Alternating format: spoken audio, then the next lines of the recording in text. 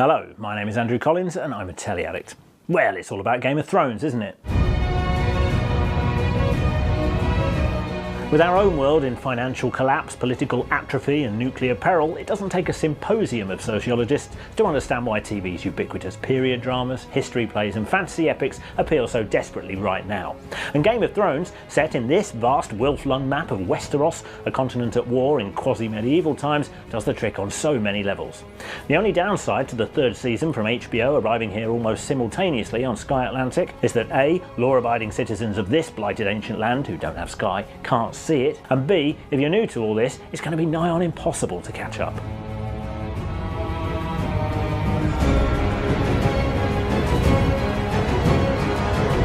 It was David Simon, creator of The Wire, who, when asked about the show's impenetrability to casual viewers, said, "F the casual viewer." Game of Thrones, which is a bit like The Wire, but on a continental rather than civic scale, takes this belligerent remit to the bridge. These clips may, like Vienna to Midjure, mean nothing to you. Not having read George R.R. Martin's source novels, I keep my laptop open at the Wikipedia character guide at all times. And I've been watching since day one. I sent you here to advise the king. I gave you real power and authority. You chose to spend your days, as you always have, bedding harlots and drinking with thieves.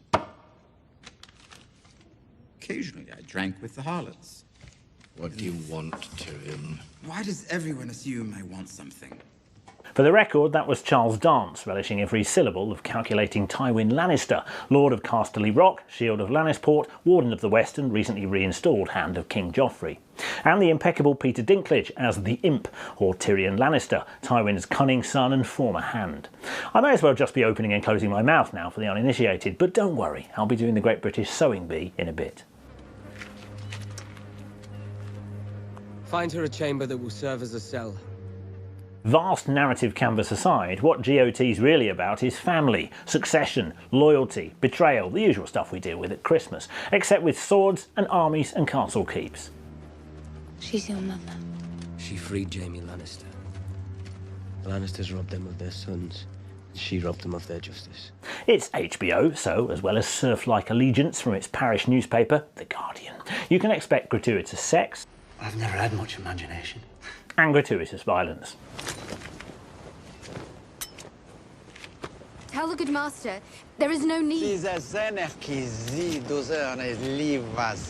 But although the books and this magnificent, stately, involving, intelligent, sinewy televisual tribute are categorised as fantasy, it prioritises human beings, many of them bluff English northerners and one of them called Rob, over hobbits and wizards. In fact, there are only 3 little dragons, oh, and 1 giant.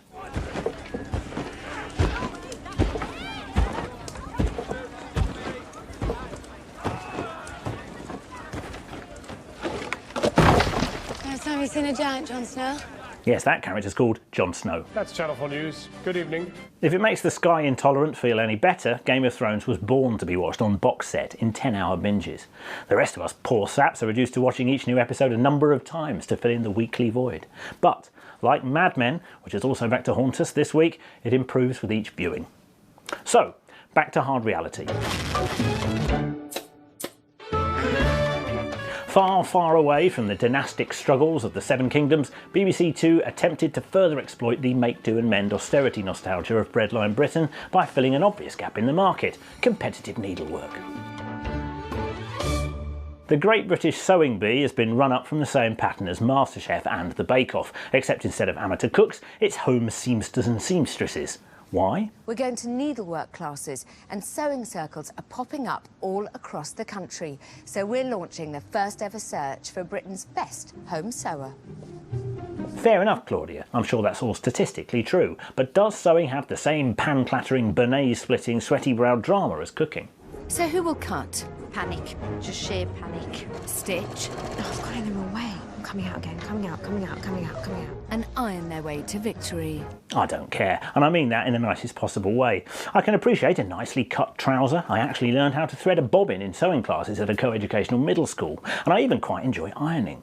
But dressmaking just isn't a spectator sport, is it? It's time to give you your first challenge.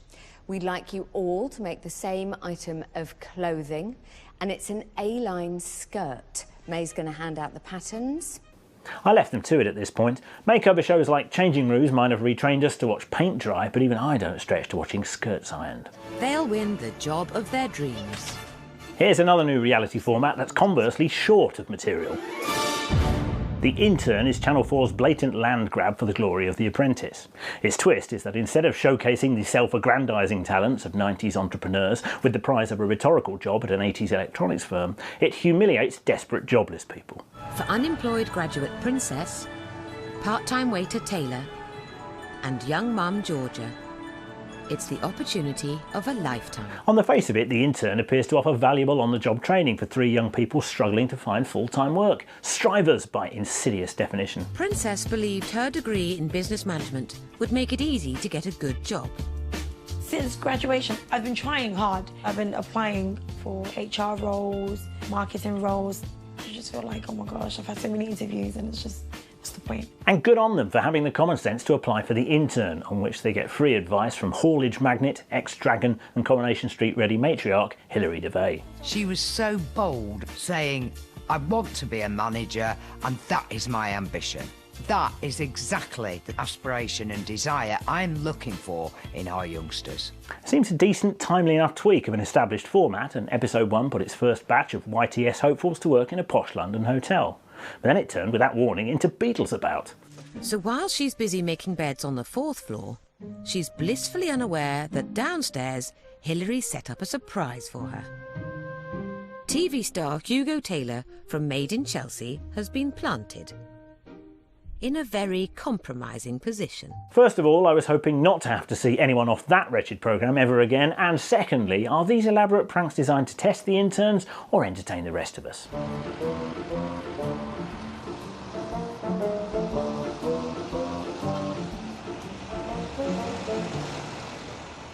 Poor kid. He's parked an expensive car for a guest and it's being towed away, and he's not old enough to remember Beatles About.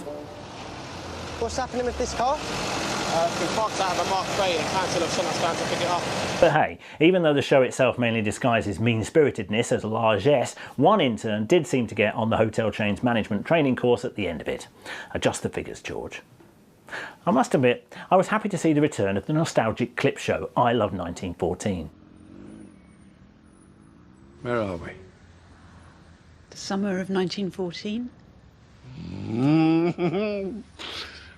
The summer the bus came. This was the framing device for The Village on BBC One from writer Peter Moffat, who's usually cranking out high-flying, fast-talking legal dramas. His idea for this is blindingly brilliant. Tell the story of the last century without stepping foot outside a single fictional Peak District hamlet, where visitors are always assured of a warm working-class welcome. Why do you say hello to me? Well, I wonder. What do you want? Who are you? John Sim there as the saga's family guy, father of the old geezer Bert who frames the series, which runs for 6 episodes to begin with, but which, in Moffat and the BBC streams, will run for 42. Let's hope it cheers up a bit.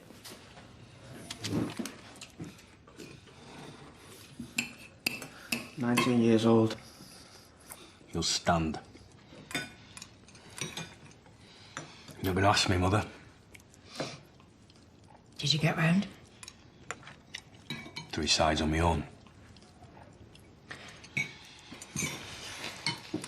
And the sheathing?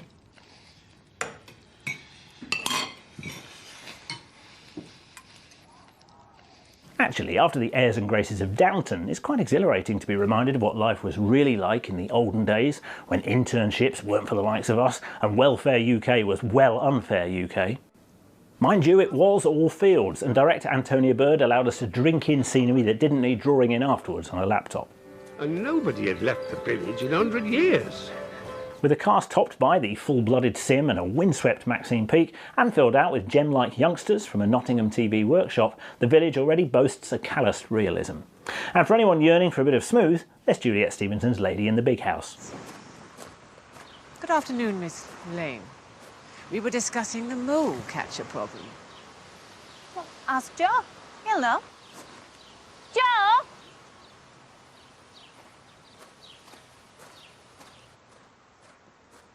Why do mole catchers die?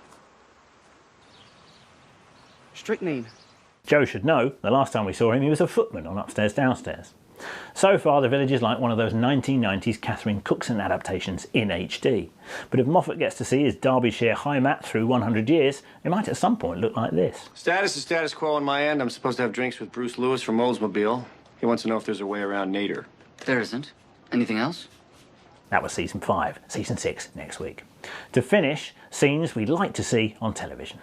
Hilary Devey is giving 3 young hopefuls the chance of getting their dream job at one of Britain's top hotel chains.